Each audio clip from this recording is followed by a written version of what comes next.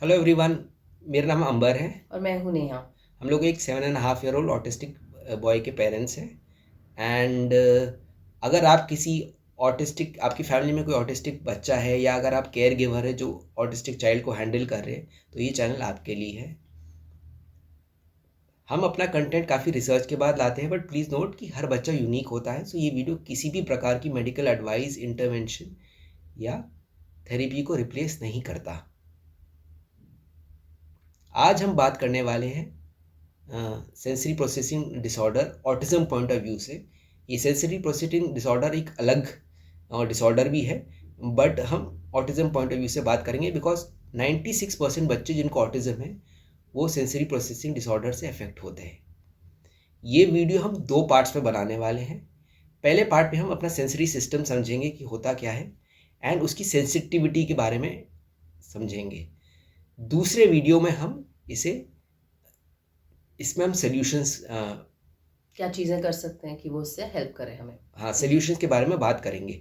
सो इस वीडियो को आप स्किप मत कर करके देखिए, पूरा देखिए। एंड मैं चाहता हूँ कि आप एक नोटपैड लेके अपने बच्चे के हिसाब से नोट करते रहिए, जैसे जैसे हम सेंसेस के बारे में बात करते हैं कि उसको क्या चीज़ अफेक्ट करती है, कौन सी सेंसेस आपको लगती है कि उसमें वो हाइपर या हाइपो सेंसिटिव है, जिसके बारे में बात करने वाले हैं। तो उसको प्लीज़ नोट करके रखिए। सो जब सेंसरी सिस्टम के बारे में हम बात करते हैं तो मैक्सिमम लोगों के दिमाग में 5 सेंसेस आती हैं, बट एक्चुअली जो सेंसरी सिस्टम है 8 सेंसेस को कंप्राइज करता है, जिसके बारे में अभी नेहा बात करेंगी। तो पहले ही हमारी सेंस आती है विजुअल। विजुअल मतलब देखना। जैसे हम उससे कलर्स देख सकते हैं, हमें शेप समझ आती है, हमें समझ आता है कितना डीप है कुछ या कितनी कितनी लाइट है कहीं पे। स्कैन करते हैं हम चीज़ें, फिल्टर करते हैं चीज़ें विजुअल इन्फॉर्मेशन से, कैसे हम देखते हैं। दूसरा आता है, दैट मीन्स हमारी आँखों की उससे साइट से बात कर रहे हैं, साइट की बात कर रहे हैं। फिर आता है ऑडिटरी, हियरिंग। आप क्या क्या सुन रहे हैं, क्या क्या सुन सकते हैं, आपके ईयर्स कैसे आपको हेल्प करते हैं उसमें। वो आपको उसमें सिलेक्टिव हियरिंग है कि आपकी मतलब जो बेसिक चीज़ें हैं जो आप क्या सुन सकते हैं, आप उसको कैसे अपने स्पीच एंड बॉडी लैंग्वेज को कैसे वो इफ़ेक्ट करता है। तीसरा आता है टैक्टाइल, जो आप टच करते हैं चीज़ें, उससे आपको कैसे फील करते हैं। मतलब बच्चे स्किन के रिसेप्टर से फील करते हैं, हम भी अपने स्किन के रिसेप्टर से फील करते हैं। हम किसी सर्फेस को टच करते हैं, हमें लगता है क्या चीज़ है, आपको मालूम पड़ जाता है। हार्ड है, सॉफ्ट है, रफ है, शार्प है, ये सब टैक्टाइल में आ जाता है। ऑल फैक्ट्री, स्मेल, जो आपके बच्चों की या हमारी भी सूंघने की जो कैपेबिलिटी है, एबिलिटी है, सॉरी, वो उससे हम कैसे वो होती है एक sense, one of the senses. तो इस स्मेल से हम कैसे कनेक्ट करते हैं इमोशंस इन द ब्रेन। आपको कोई भी खुशबू आती है, आपको अच्छा लगता है, उस चीज़ से कंफर्टेबल फील होता है। अगर आपको कोई भी अजीब सी स्मेल आती है तो आपको बहुत ही अजीब सा लगता भी है। फिर आता है टेस्ट, गस्टचरी, जिससे आपको पता चलता है फूड कैसा है। आपको कोई फूड अच्छा लग रहा है, कोई फूड अच्छा नहीं लग रहा, आपके टेस्ट बड्स पे कैसा फील कर रहा है, बच्चों को अच्छा लग रहा है कि नहीं लग रहा है। कुछ उसके क्या कहते हैं, मतलब अजीब सा टेस्ट किसी किसी को लगता है, किसी को बहुत ही अच्छा लगता है कुछ चीज़ों में। तो हम गुड और बैड में फ़र्क पड़ हमें अपने टंग से पता चल जाता है वो फ़र्क। फिर कुछ सेंसेस है जो वेस्टिब्युलर। वेस्टिब्युलर बेसिकली हमें स्पीक वो क्लोज, मतलब एक स्पेस में हमारी बैलेंस का है, हम सीधे लेटे हैं, उल्टे खड़े हैं, बैठे हुए हैं, किस पोजीशन में है। ये बेसिकली वेस्टिब्युलर, ये हमारे इनर ईयर्स के बीच में लोकेटेड होता है एंड हमें बैलेंस से हेल्प करता है। तो ये चाइल्ड को बेसिकली आइडेंटिफाई कर पाता है कि वो बैठा है, लेटा है, ऊपर नीचे है, अपसाइड डाउन है, खड़ा हुआ है, गोल गोल स्पिन कर रहा है, किस पोजीशन में है, ये हमें वेस्टिब्युलर सेंस के थ्रू पता चलता है। फिर अगला होता है प्रोप्रियोसेप्शन। ये बेसिकली हमें अलाउ करता है कि हमारे बॉडी पार्ट्स स्पेस में किधर है। ये हमारी सेंसेस मिलता है हमें फ्रॉम मसल, जॉइंट्स, लिगमेंट्स की हमारे बॉडी पार्ट्स है कहाँ। ठीक है, हमें कोई पूछे हमारा शोल्डर कहाँ है तो मुझे दिख रहा है, मैं इसको टच करके बता दूंगा शोल्डर कहाँ है। बट क्या जब मेरी आंख बंद है तो मैं उतने ही कॉन्फिडेंस से अपने शोल्डर पे हाथ रख सकता हूँ बिना देखे कि टच योर हेड, तो मैंने अपना एग्जैक्टली हेड टच करा, इधर उधर टच नहीं किया। टच योर शोल्डर तो शोल्डर पे ही हाथ गया, नी पे बोला तो नी पे गया। ये प्रोप्रियोसेप्शन सेंस हेल्प करती है इसमें। लास्ट है इंटेरोसेप्शन। ये जो हमें इंटरनल ऑर्गन से हमें सिग्नल मिलते हैं अलग अलग चीज़ों के। फॉर एग्ज़ाम्पल, मुझे भूख लगी है, मुझे प्यास लगी है, मुझे वॉशरूम जाना है। तो ये जो समय इंटरनल ऑर्गन से सेंसेस जो सिग्नल्स मिल रहे हैं, ये इंटेरोसेप्शन के अंडर आते हैं। अब हमने सारे सेंसेस के बारे में बात कर ली। अब बात आती है कि ये किस कैटेगरी में डिवाइडेड होते हैं। 2 कैटेगरीज में डिवाइडेड होते हैं, एक हाइपर सेंसिटिविटी, एक हाइपर सेंसिटिविटी। बात करते हैं हाइपर सेंसिटिविटी की। ओवर सेंसिटिव सिम्टम्स, कि बच्चे को ज़्यादा चीज़ें ट्रिगर करती हैं। जैसे हमारे बच्चे या कोई भी जो ऑटिज्म स्पेक्ट्रम पे है, उनको कुछ चीज़ें कुछ ज़्यादा ही एक्सेंचुएट करके फील होती हैं। जैसे होता है जब उनको थोड़ी सी मतलब ज़्यादा लाउड नॉइज़ हुई या कुछ हुआ, लेकिन वो कुछ ज़्यादा ही डर जाएंगे। या बहुत स्मॉल स्पेस में कुछ आवाज़ आई तो उससे भी डर जाएंगे। जैसे टॉयलेट से फ्लशिंग होता है, स्पेशली प्लेन्स में, एरोप्लेन्स में उनका नॉइज़ बहुत होता है तो बच्चे डर जाते हैं। क्राउड चीयरिंग, ड्रिल हो रही होती है, प्रेशर कुकर के साउंड्स होते हैं, उनसे तो नहीं डर लग रहा, उनको ज़्यादा सुनाई देता है और उससे ज़्यादा वो इरिटेट होते हैं।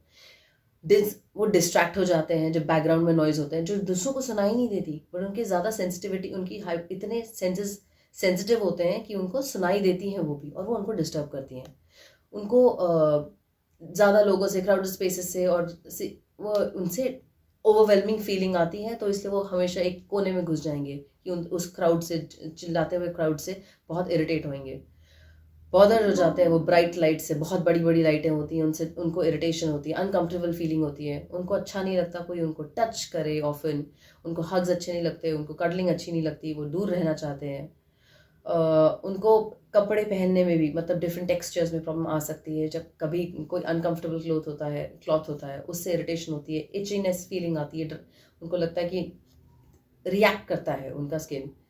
दे हैव स्ट्रॉन्ग रिएक्शंस टू, कुछ फूड भी होता है, स्मेल भी होता है, टेक्सचर्स भी होते हैं, एंड वो रिफ्यूज़ कर देते हैं कि उनको नहीं ट्राई करना नया चीज़, उनको करना ही नहीं है। सो हाइपर सेंसिटिविटी नेहा ने डिस्कस कर लिया। मैं हाइपो सेंसिटिविटी के बारे में बात करता हूँ।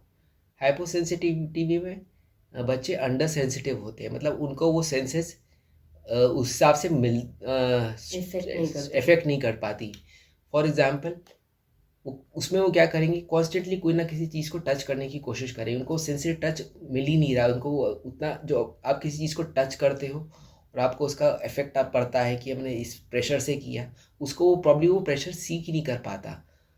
वो कॉन्स्टेंटली देखे हुए अलग अलग चीज़ों को टच करने की कोशिश करेगा, फिजिट करेगा, चीज़ें बहुत ईजिली डिस्ट्रैक्ट हो जाएगा, वो रफ प्ले करेगा बिल्कुल।